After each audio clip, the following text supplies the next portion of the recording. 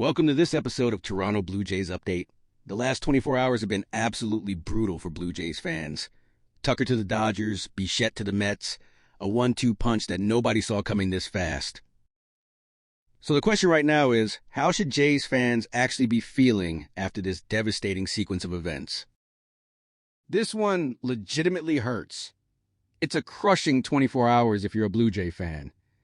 Because earlier in the offseason, there were genuine fantasies about both of these guys signing with Toronto. Bring in Tucker, keep Bo Bichette, create a super team. I don't think that was ever realistic, and now we know definitively it wasn't happening. With Tucker, what really stings is where he signed. That's the painful part. Everyone in baseball is dealing with the Los Angeles Dodgers' dominance, but it's particularly cruel how it keeps playing out for the Blue Jays. They're getting absolutely bullied. Think about the last 24 months. The Jays thought they might land Shohei Ohtani. He went to the Dodgers. They believed Roki Sasaki would come to Toronto. He chose the Dodgers. They thought they'd won the World Series until the Dodgers swept in and took that away too. Now Kyle Tucker is another scenario where he picks LA over Toronto. It's relentless. Tucker was always more of a fantasy because he wasn't part of the Blue Jays organization throughout his career. With Bichette, this is a much deeper cut. He's homegrown, drafted and developed by Toronto. It's been him and Vladdy for nearly a decade. It's been their show, their era. This really stings on a different level. It's another painful example of how, even when you do heavy lifting early in the offseason, which the Blue Jays absolutely have done, spending significant money on Dylan Cease, bringing in Yusei Kikuchi, adding multiple quality pieces that make them competitive, it can still feel insufficient. If they'd signed one of these guys, Tucker or Bichette, this would be an A-plus offseason. Now that they're both gone and Alex Bregman obviously isn't available anymore, it's a B to B plus offseason. Still good, objectively solid, but because they did all that work early, this 1-2 punch really hurts. And the speed at which it happened made it worse. Tucker to the Dodgers, immediately followed by Bichette to the Mets. Blue Jay fans are sitting here wondering what happens next for the rest of winter. Let's talk about what Bichette's legacy will be as a Blue Jay. Will he be remembered as the homegrown kid who almost won a World Series alongside Vladdy? Or will fans feel betrayed because he left Toronto right in his prime years? More of the former than the latter. The way last season played out actually matters here.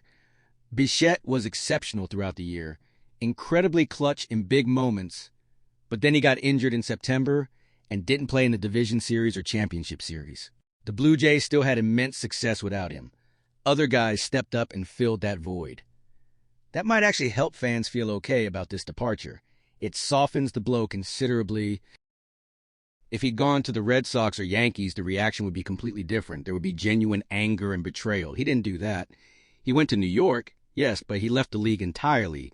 He's in the National League now, and he took the money. I think Blue Jay fans can look at this rationally and say, if he's getting $42 million per year, that's an extremely steep price. At $30 million annually, maybe there's a conversation about why Toronto didn't match. At $42 million, it's understandable why they didn't. You also have to consider something important that fans are definitely thinking about. How hard were the Jays really pushing to keep him? How much did they genuinely want Bo Bichette back? This is a two-way street. It's not only on the player making the decision, the organization has agency here too. But several factors will soften this blow. Vladdy is here and committed long-term. Guys showed up massively last year, players like Addison Barger and Ernie Clement who emerged as legitimate contributors.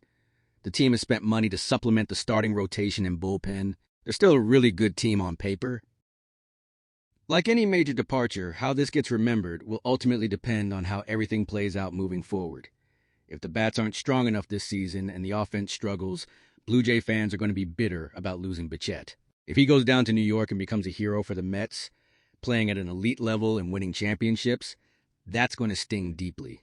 It's yet to be determined. But right now, I'd say the majority sentiment is closer to, thanks for all the years, thanks for the incredible run, we're going to be okay without you.